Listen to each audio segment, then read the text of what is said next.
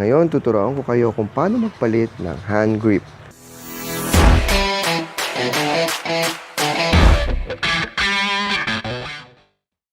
So, bumili ako sa isang suking motor shop ng hand grip na Pro Taper. So, yan, makikita nyo, luma na siya. Tapos, kinatkat pa siya ng aso. Ayan. Nadamay nga ito. So, hindi na maganda yung grip niya. Pangit na itsura niya. So after 3.5 years, papalitan na natin siya. Kailangan natin ng cutter. Kung mahirap tanggalin yung stock, clear coat para kumapit yung lalagay nating bagong hand grip. So una, tanggalin na natin yung kaliwang hand grip. So swerte lang natin, madali siyang tanggalin. Hihilahin ko lang siya.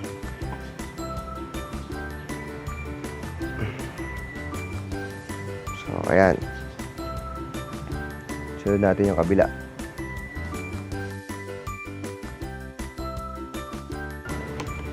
Itong sa kanan, ito kumapit na to. Kasi sa sobrang tagal na. So, gagamitin na natin siya ng cutter. Ito yung easy method. Pwede mo rin lagyan ng WD-40. Yun yung hard method. Kasi unti-untiin mo pa siya. So, may easy method. Ayan. Cutter lang katapat niya. So, yun. Tanggalan natin siya. So, bubuksan ko na to.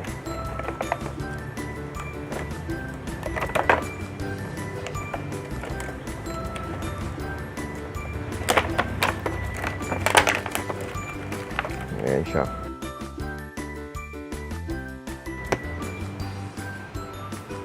Yung mas maliit yung butas, yun yung sa kaliwa. Yung mas malaki, yun yung sa kanan.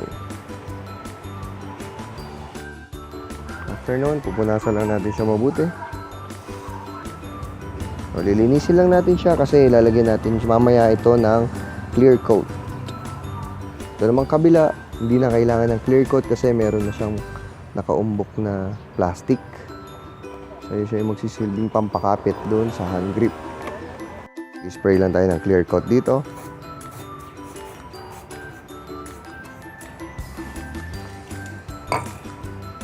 Saan natin siya ilalagay?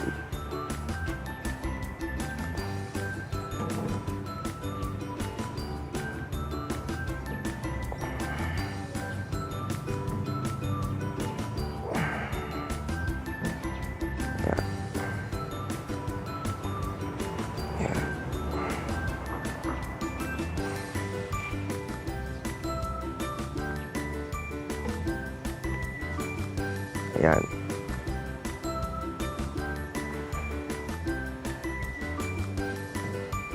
Sakto. Naman dito sa kanan.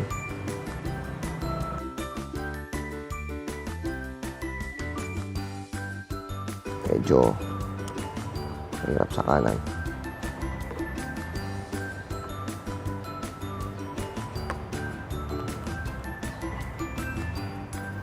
Ayan, ipasok mo na siya. Tuloy-tuloy lang. Ikot mo lang siya. Kailangan ng konting power, mga paps.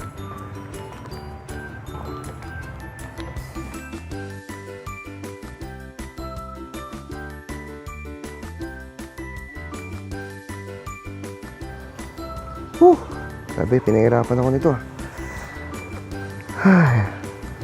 Yan, malapit na. Pinagpawisan ako dito mga paps.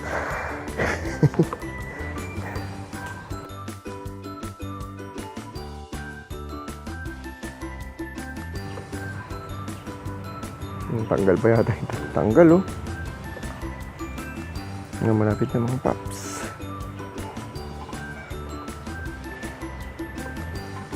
Racing buoy na lang binili ko. Bad trip to ah. Tingnan lang.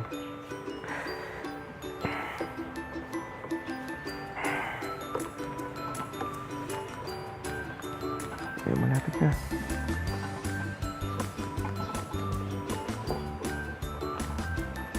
A few moments later.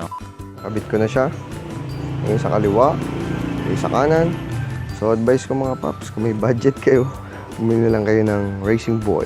Kasi ito, medyo maliit siya para doon sa pinaglagyan niya, kaya yan, na-stretch. So pero okay lang, at least mas okay na yung grip niya kaysa doon sa stock na gamit ko.